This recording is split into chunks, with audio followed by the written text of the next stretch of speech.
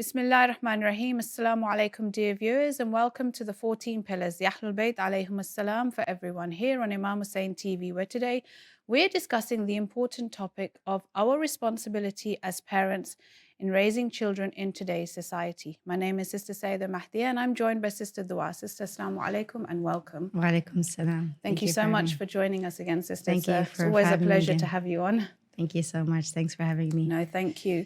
So, Sister, I just want to start with a hadith to discuss this topic of conversation today, where Imam Ali alayhi salam has said, "Do not raise your children the way your parents raised you, for they were born of a different time." Now, I think this hadith is quite important for today's topic of conversation, where we often face different challenges, different struggles as parents of today's society. And perhaps we can say that our parents, our grandparents faced a different type of struggle in raising us and raising the children of their generation. We have social media, we have the influences of TV and apps, Instagram, peer pressure for our youth as well.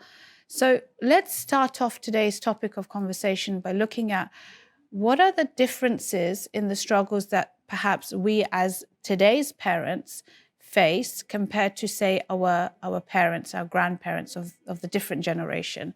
Sister, what is your opinion on this?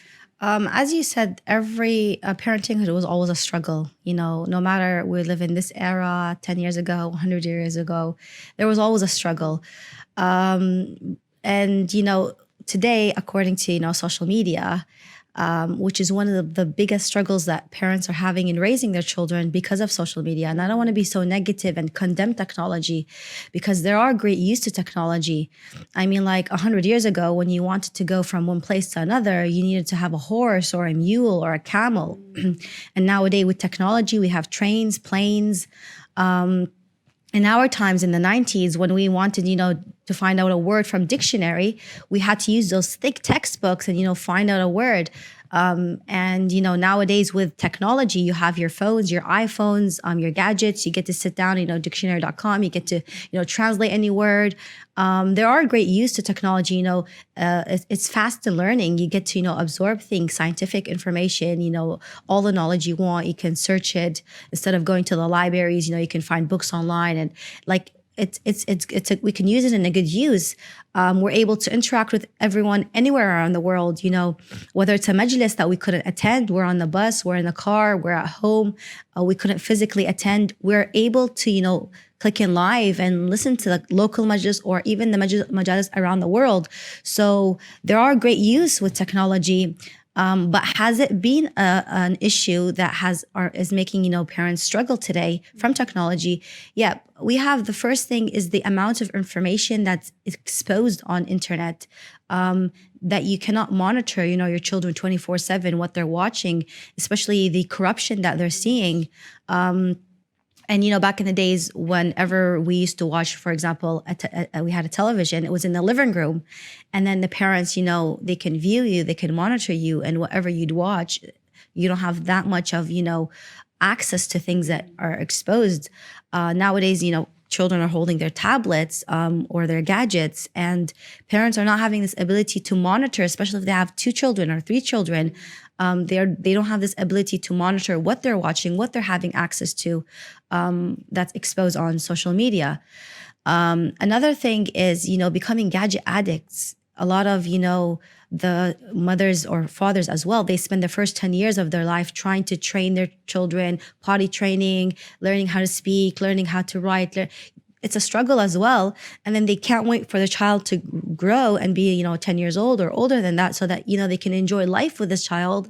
But then they realize that the child's, playing games all day and addicted to games. And, there's no family socializing and, family orientations and sitting together, especially with this habit where having earphones, those big earbuds, and playing games all day with peers online. And, the mother says, let's go out, have a picnic together. It's like, oh no, I'm playing a game. Let's have dinner together. I'm playing a game. Let's go biking together. No, I'm playing a game. And we realize that parents are struggling because we lost our children, that technology is, 1, raising them due to whatever's been exposed on the internet. 2, they're no longer, having, family socializing and connection with the family because they're so addicted to this game. And the third thing is bullying. During our times when we used to get bullied, you either go to school and, your parents go to school and they speak to the principal, teacher, and you get to identify the bullies. If it was someone through the neighborhood, you get to identify the bullies. Mosque, you get to, speak to them, and you cut it off from there. Parents today are struggling with bullying on social media. I mean, anyone can snap a photo of you and place it on social media and bully your child. And even if your child is not interacting with peers and he's within the family, your parents are struggling because we don't know who the people are behind the social media. It could be someone from your home, it could be your neighbor, it could be someone you don't even know. And that can, send text messages and threat your child, and it's causing, mental illness, emotional growth, difficulties with your child. And it's an issue that parents are like, okay, how am I going to stop this? If anyone takes a photo of my son or my daughter and, they abuse and, send messages and bullying on social media, it's something that even the police can't help you. So these are the kind of, things that we're going through that has made it a struggle. We also have something else. One time I was reading a statistics online that was saying the 90s generation, the 90s, were the last generation that actually played outside. Now, one of the reasons is not only just technology. Technology, that's one. The second thing we have is due to the rise of rape, sexual abuse, pedophiles, gangs and mafias and killings and all that. Parents cannot let their children play outside without them being monitored. And sometimes parents don't have this time to always, monitor their children at home and outside. And I was also reading a newsletter that someone from the 1950s who lived in the 1950s, he was saying, I was a child, we used to play outside all day. In the 1950s, life was safe. Neighborhood, everyone knew each other. Nowadays, parents, they can't take their child outside to play, in front of their door if they don't monitor them. So that is also an issue. And even if you have family and friends, the trust is gone, because they say the closest people to you that are the people who can be the target. So no one trusts anyone anymore. Even if you have close friends, close family members, and you want to keep your children there, people don't. People are like, no, I have to monitor my children. I have to be there. And that's an issue. In the old days, people were born around like uncles and aunts and, grandmas and grandpas, and everyone would help to help raise a child. Nowadays, everyone's individually. Everyone's, to themselves. No one has time for others. Even if they get together, there's no trust. It's gone, especially to what's going on, around in this world today. So there are a couple of issues. And the major issue was always social media, because our parents didn't have it. Previous generations didn't have social media and internet.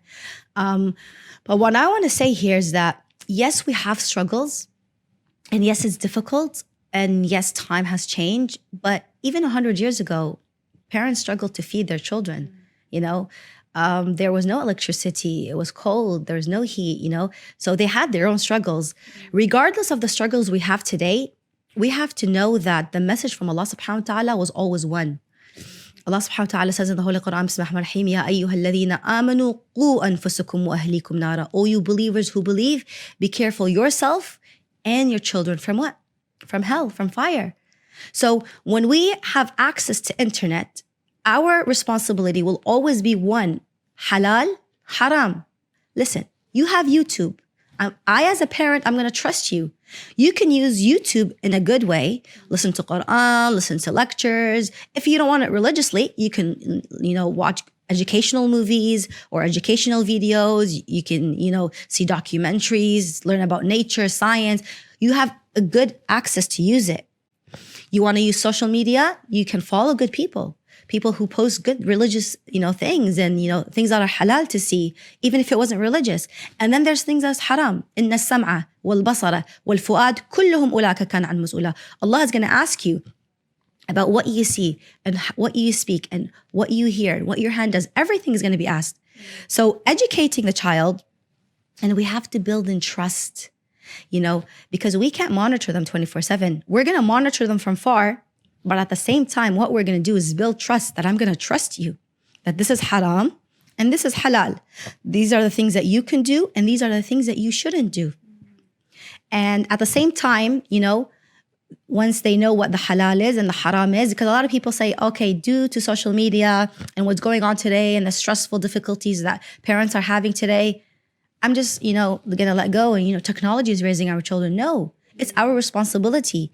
It's your responsibility as a parent, like salah is wajib, hajj is wajib, siyam is wajib. It's obligatory. Raising your children and teaching them and educating them is also wajib. So it's important that no matter what we go through, what the struggle is, our responsibility is one. We teach them what halal is and what haram is and how they can, adapt to this change of this world by knowing what the halal is and haram is. Because Allah subhanahu wa ta'ala, He knows that life would change and would advance, but the message was always one. SubhanAllah, you've, as always, raised some amazing points. I want to start off with the point that you made that initially, maybe in our parents' time, we used to all sit as one. We didn't have different gadgets. There was no such thing as iPads and different TVs in different rooms. We'd all sit at one. And our shows would be monitored.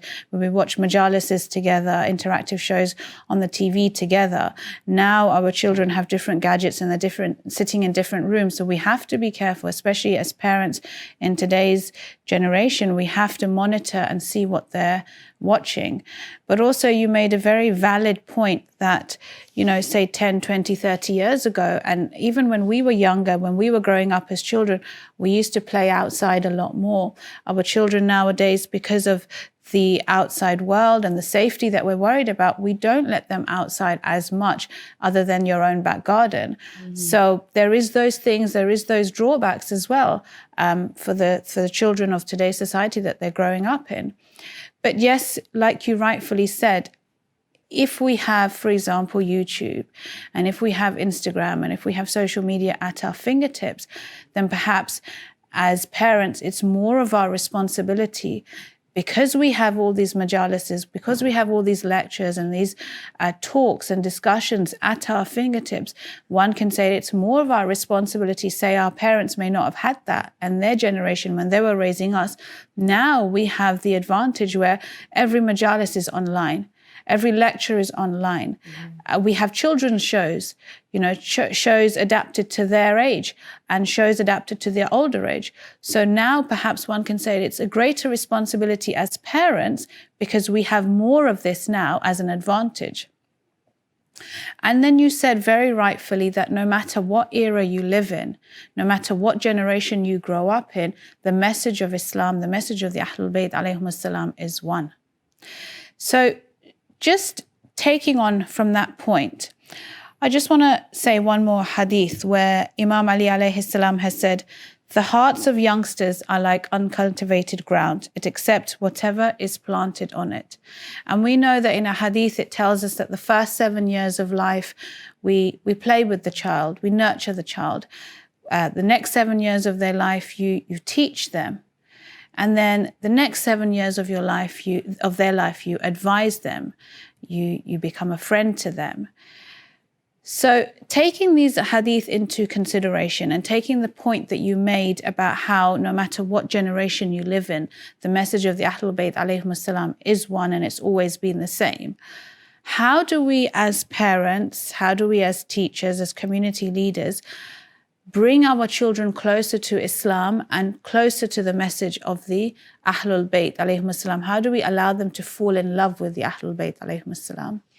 When you want to introduce your child to Allah subhanahu wa ta'ala and Ahlul Bayt, the first thing you need to do is introduce them, because if your child doesn't know who Allah is and Ahlul Bayt, they will never fall in love. And when we want to introduce our children to Ahlul Bayt and Allah subhanahu wa ta'ala, we need to make things fun.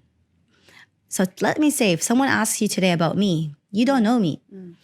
And let's say that you met me and I come and I just give you a straight lecture and you're just like, who are you and what are you talking about? And I'm just not going to listen.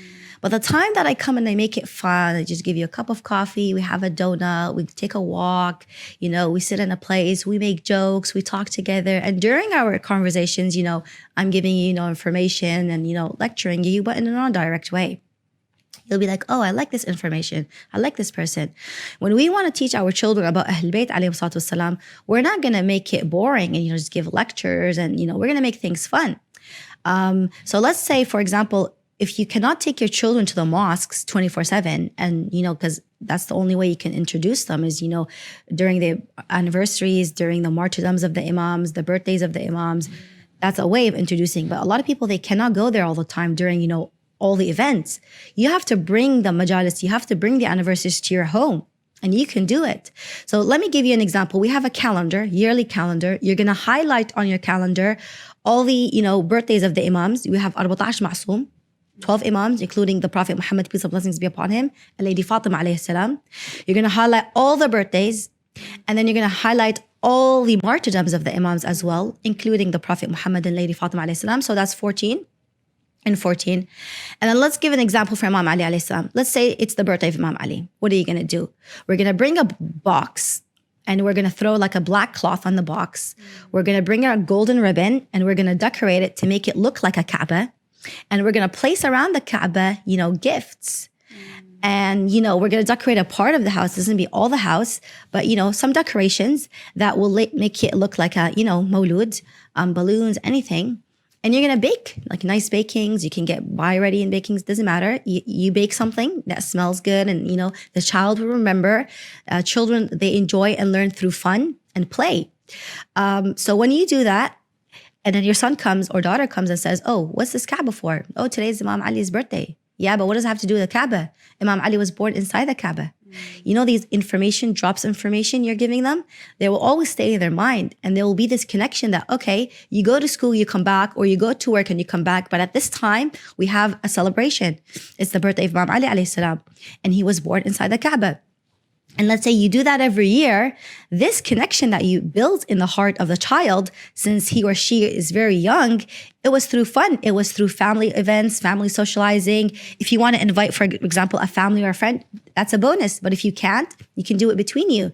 And they're going to ask you questions, for example, like, what about Imam Ali? You have in the background, a mawlud that they're going to grow up raised on listening, and, they're going to have this connection. And then you do it for all the imams. During the martyrdoms, you do the same thing. You make like a small majlis, and you give each child, for example, to memorize a hadith or to memorize a story about Imam Ali alayhi salam. And, they can have fun, they can be silly, it doesn't matter. It doesn't have to be professional or perfect. It's for them to learn.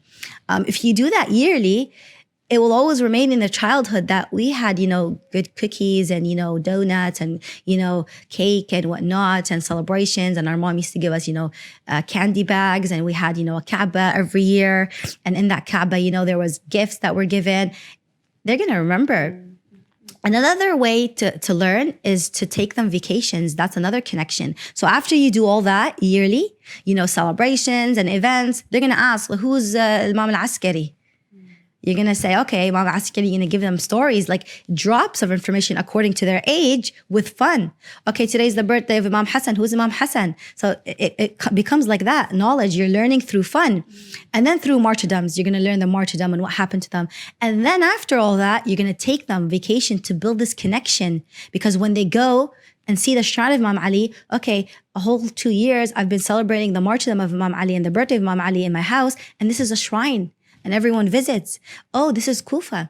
This is where Imam Ali, the ghusl. This is his house. This is, you get to learn, and you get to have the physical connection, and then you have the fun connection that you learn at home. When they grow up, they're going to search information and find out more, and they're going to want to know more because it's you introduced it in a fun way and in a conversational way, and also you took them to the place and build that connection.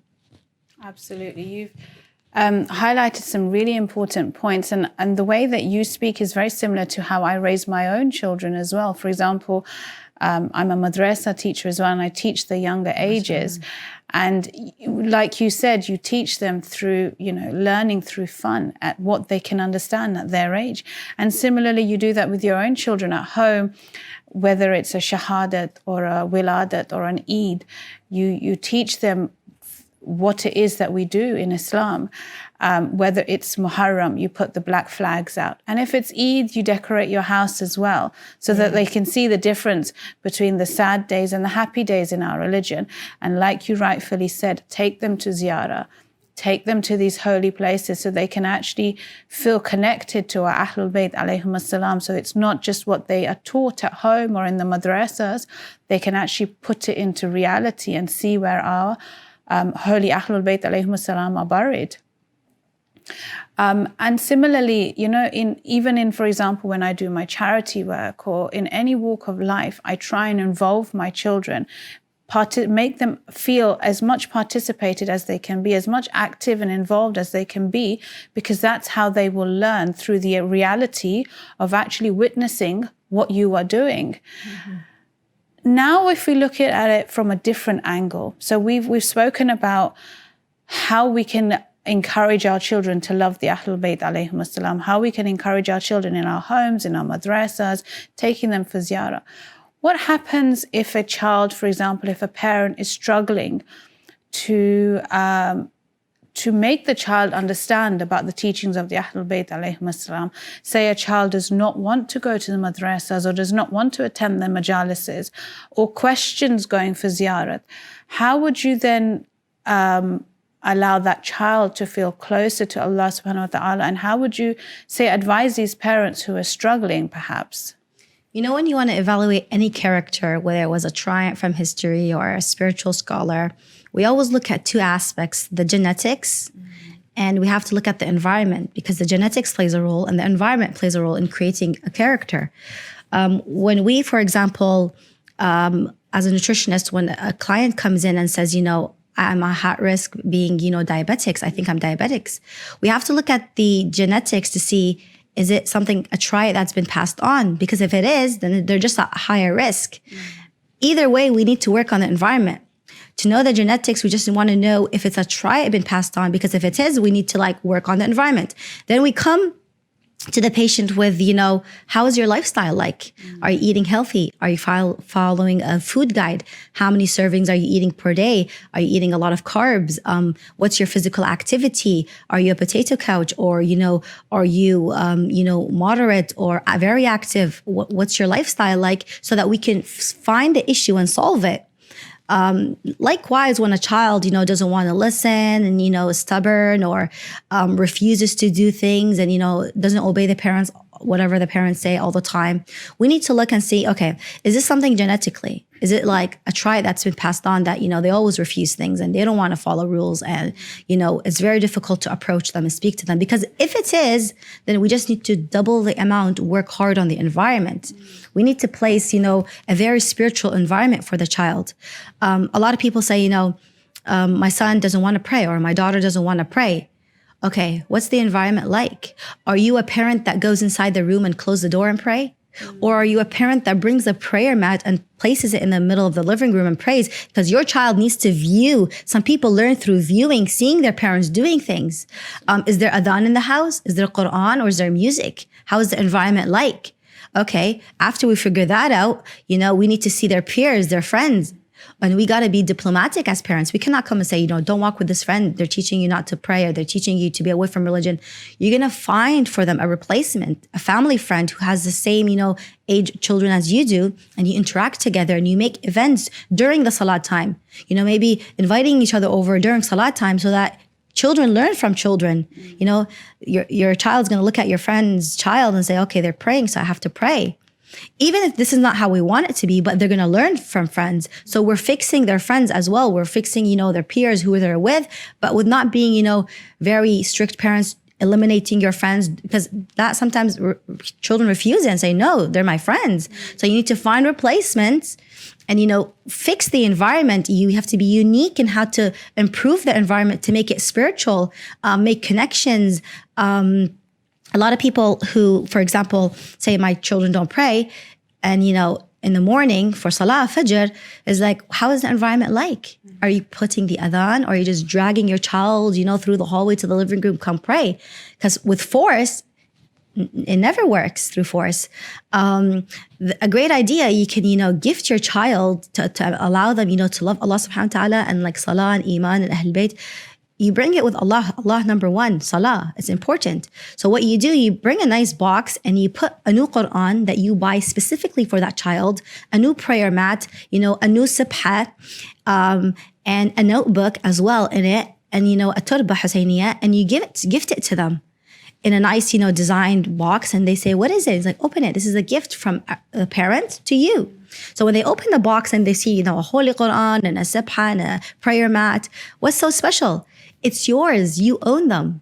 Because we human beings, we have this ego, we like our things. When it's a Quran that's, in the library and everyone's praying on, reading the Quran, it's not interesting. When it's a prayer mat that everyone, is praying on, it's not interesting. It's like, it's everyone's, it's not mine. But when you gift the child that this is your holy Quran, they're going to start want to have ego and read it and say, okay, this is nice. I want to start, flipping through the pages and reading this Quran. When it's their own sajada, it's mine. I'm going to wait for salah because I want to pray with it. You're making it fun. You're making it interesting. And you're working on the environment and seeing, okay, what should we work on? The environment needs to be worked on. Are we just busy at work and, school and it's a boring life? Or are we causing, programs and spirituality and events and trips? Because all that plays a role. And it comes through fun as well. Even when you're struggling, and when you want to guide your child, you have to remove barriers and, come close to your child and figure out what's the solution. After you tried all that and nothing works, you tried the fun, you tried to give them gifts, you tried to fix the environment, you're going to continue working on the environment regardless whether they listen to you or not. And the last thing you need to tell them, because when this verse came, Bismillahir-Rahmanir-Rahim, Ya ayyuhalladhina amanu qu anfusakum wa ahlikum nara. When the Prophet first said it to the people and the companions around him, one man cried. And he said, Ya Rasulullah, we barely can't, on ourselves to, refrain ourselves from hell and fire. Now it's our responsibility to raise our children. Rasulullah sallallahu alayhi wa said to him, it's your responsibility to guide them and teach them and educate them. Whether they listen or not, that's up to them now. But it's your responsibility to try. So after you tried everything with your child, you're gonna, give them one last ayah. Bismillahir-Rahmanir-Rahim. وَمَنْ أَعْرَضَ عَنْ ذِكْرِي فَإِنَّ لَهُ مَعِيشَةً ضَنْكَ. Those people who turn their backs on Allah subhanahu wa ta'ala, do not pray to Allah, dhikri, mentioning Allah, remembering Allah through salah, you're gonna live a miserable life. My dear son, my dear daughter, is that what you want? I can't force you. I taught you. Meanwhile, as a parent, we're still going to work on the environment because nothing comes through force. If you want to force your child, they're going to listen and pray in front of you or go to the events because you're forcing them. But then this is not something that they love. There's no content. But what we want to do is allow them to, have this content and want to do these activities and want to go, to celebrate the birthdays of the imams and, the martyrdoms. And we want them to pray. And then you leave them and you monitor them. Meanwhile, you're still fixing the environment because it's important. It's an indirect teaching when you're fixing the environment. And when your child comes to you and says, oh, you know what, I'm very depressed. I lost my job. I don't have friends. This has happened to me. Nothing's working well. You say, remember that box that I gave you with the Quran and the Sayyada and the Turba Husainiyah? That's the connection between you and Allah. Allah said, and it's a promise, if you turn your back towards Allah, your life is going to be miserable. You see that content that you put in them and, the way you speak to them and the way, you approach them with content and, wisdom, they're going to by themselves, step forward and say, okay, I want to change. I want to get closer to Allah. This is the gift that my parents gave me that will be with me for the rest of my life. And this is a connection to God. And you're still working on the environment, which is a non-direct teaching. Absolutely, subhanAllah. And again, the points that you've raised, I feel like it's very similar to the way that I try and raise my children. For example, you're talking about the box, with the Quran and the prayer mat. So this is something very similar that I did with my daughter when she became of age, when she turned 9, when she started praying. So even before she turned 9 and she had to wear hijab. So she started wearing hijab just before that, just to, ease her into it slowly. And she started praying namaz with me. So every day, when she's at home or after school, all her namaz would be prayed with me. Her fajr is prayed with me. So that way, she, as she got older, she learned her namaz because we were praying together. In the home, especially, for example, on the Thursday night, we try and listen to Dua Kamel. Even if you don't have the time to sit down and recite it, have it playing in the background, because even those sounds that enter the child's ears has an effect on their nafs. In the house, generally there's Quran being recited, and something which I try and emphasize to my children is, when I'm cooking, when I'm in the kitchen, when I'm preparing their meals, I will always have Quran being played, because I tell them that food that they're eating, the Quran, the waves of the Quran has influenced the food that they're eating. In the same way, the du'as that I recite, often I recite it on water to give them to them for them to drink. So all of these things indirectly will always have an effect on your child. And in the same way with my son, now he's becoming of that age where I'm praying with him, he's praying with me, he's following my namaz. And that's the way he's learning, and that's the way he's falling in love with Islam and our Ahlul Bayt alayhim assalam. Like you rightfully said, it goes, they learn through your teachings, they learn through looking at how you do things in the house. And a mother has a very important role in building up the generation, the future generation of today, basically. And in the same way, I encourage my children, whether it's in madrasas or in the community centers, in the mosques that we attend, to try and take part in the children's talks, and when it's reciting of the Quran, or whether it's in Muharram or Safar when we recite the Latmiya, or in the Milads when we recite. I always try and encourage them, because that way they slowly but surely become closer to Allah subhanahu wa ta'ala, and they realize who they are and what the teachings of the Ahlul Bayt alayhim assalam are. And similarly, I find it very important to engage in conversation with your children. Like you said, the company that the child keeps, this is why there's so much emphasis in Islam about the environment and the friendships that you have, because they can affect you and the way that your behavior is. So engaging in conversation with our children is extremely important.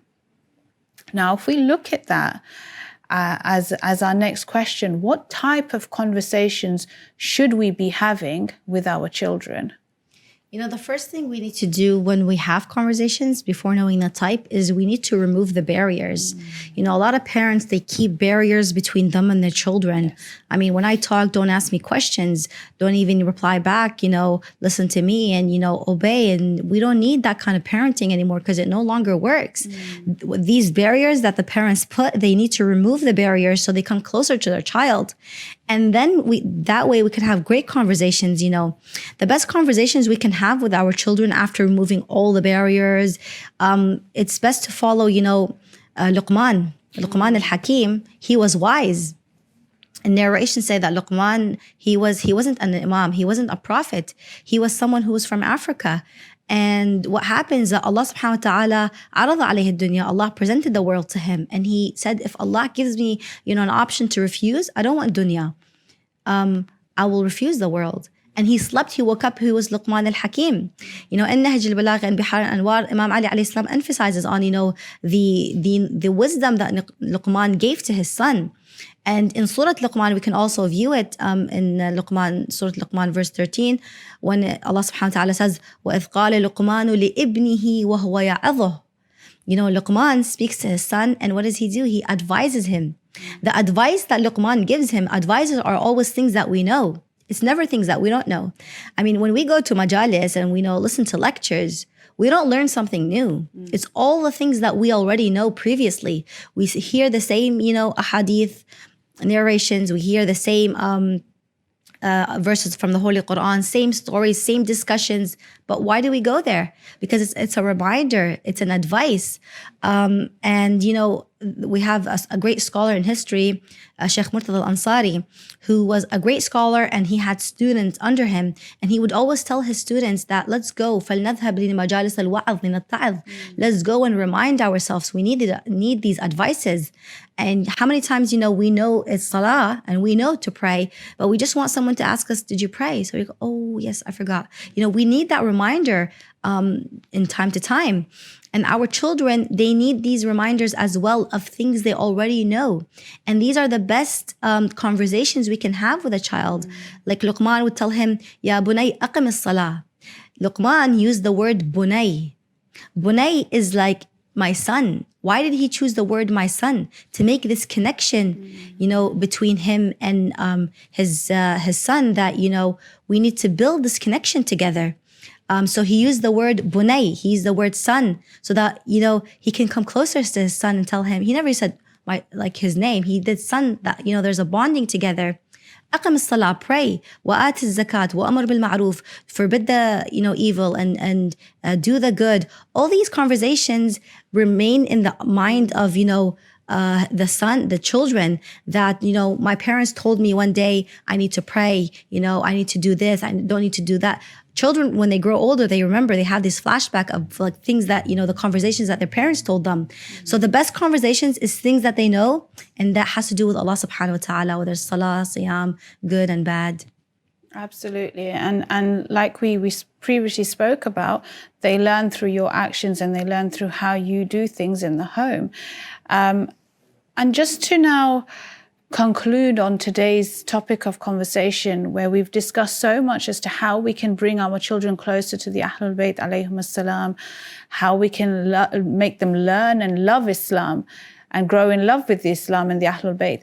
How do we support our children in today's society as young parents, as young mothers, as young fathers? How can we support our children? How can we nurture our children so that they grow up to be strong lovers of Islam? The way we can nurture them for them to become, strong and lovers of Islam is, education, awareness. You have political awareness, you have, educational awareness, anything to do with awareness. When you tell your child, for example, medical awareness, don't take paracetamol or ibuprofen, don't overdose because it's harmful for you. That's an awareness. When you have a car, for example, and you know that you have to take care of it because of its mechanics and whatever, that's an awareness. Turn off fires, an awareness. A lot of parents, they do well in, teaching, and, they get religious kids who they teach them about salah, siyam, ibadah. But there is one awareness that, parents lack today, and it's teaching your child not to harm anyone, to become injustice. Because you see a lot of religious people who, they're good prayers, we want to create good citizens. As much as you do good in salah, siyam, ibadah, you can go to Ziyarat al-Arba'in every year. But if you do injustice, we don't want to be like those people who Imam Ali alayhi salam describes in the end of the times. كَالْكِلَابِ يَأْكُلُونَ بَعْضُهُمْ بَعْضًا. They're like dogs, they bite each other. And biting is not physically, it's like backbiting and hurting. Imam Ali alayhi salam says, الظلم ثلاث. Injustice and oppression is 3. ظلم العبد لنفسه. There is one dhulm that Allah subhanahu wa ta'ala will never forgive. It's when you worship someone but Allah. Allah will never forgive it. لا ينساه الله. That's dhulm. And then the other dhulm, العبد لنفسه, is when, you do sins, بس من الصغائر, the small sins. And everyone pay attention here. The small sins that you do it once, you don't keep doing the sins. In fiqh, there's small sins and big sins. That kaba'ir is haram. But there are these small sins that we do them and we regret. If we do them just once and we just ask for forgiveness, Allah won't ask it on the Day of Judgment. And there is this dhulm, لا يتركه الله, is when you become injustice towards someone. The world is advancing. People are becoming successful quickly. Some people are better than us financially. Other people are better than us, educationally. Other people are better than us in any kind of aspects. And there's, this awareness that has not been given, that it doesn't matter how much you pray. That's important. It doesn't matter how many times you go to Ziyarat al-Arba'in. It's important, but it doesn't matter how many. It doesn't matter how spiritual you are, how, whatever you dress and wear that makes you look religious. That is important. We're not neglecting it, but you have to have this awareness as children that, listen, never do injustice towards someone. You can do dhulm, for example, hate someone, speak about someone, gossip about someone. You're going to put all these a'mal in the Day of Judgment, you're going to give them to this person. So this is an awareness that we need to, it's better than, getting them. It's important to get them close to Allah subhanahu wa ta'ala and Ahlul Bayt. But parents are doing a good job. They're trying their best. But we need to give them this awareness that, listen, this is Islam, this is religion, this is how you be spiritual, this is how you do Hajj. But if you don't have this, then you lose all of it. You present in this world, and then for someone that you don't like, and you do dhulm to by gossiping, and it's the worst thing you can do. That's a dhulm. Allah won't forget it. I'm so glad that you brought that up about akhlaq, about manners, and about dhulm, about gossiping, about backbiting. And perhaps we need a whole topic of conversation about backbiting and dhulm. And we know that, on the Day of Judgment, one of the greatest things on the scales will be how heavy your akhlaq and your manners were, and how you treated people with kindness, with good-heartedness, with good manners in this world that will have one of the greatest weight on the Day of Judgment. And like you said, backbiting is something that Allah subhanahu wa ta'ala cannot forgive until you seek forgiveness from the person who you have backbitten about, especially whether you're the one who's doing it or you're the one in that environment as well. We have discussed such important points today. We have spoken about how we can nurture our children, how we can raise them in today's society, the differences between us as parents and the difference between the struggles that our parents faced, and how we can allow our children to fall in love with the Ahlul Bayt alayhum as-salam. There's just one hadith which I want to end on, sister, where Imam Sadiq alayhi salam has said, take action in teaching the traditions of the Ahlul Bayt alayhum as-salam to your children before the corrupted persons proceed in corrupting them. And inshallah, we pray that all our children remain steadfast on the right teachings and right path of the Ahlul Bayt alayhum as-salam. And similarly, we pray that we as well as parents, we remain steadfast and we are able to do the best that we can to raise our children in today's society and to allow them to grow closer to the Ahlul Bayt alayhum as-salam. Thank you, dear sister, for joining us once again. It's been a pleasure to have you on. And sadly, this is the end of our conversation today. But please, dear viewers, do join us for another topic of conversation with Sister Dua, inshallah. But for today, this is the end of our topic of conversation. We pray for the shifa of all the marid around the world. And we pray for the eternal safety and quick reappearance of our beloved Imam Zamana alayhi salam. Thank you for watching, dear viewers. Until next time, wassalamu alaikum wa rahmatullahi wa barakatuh.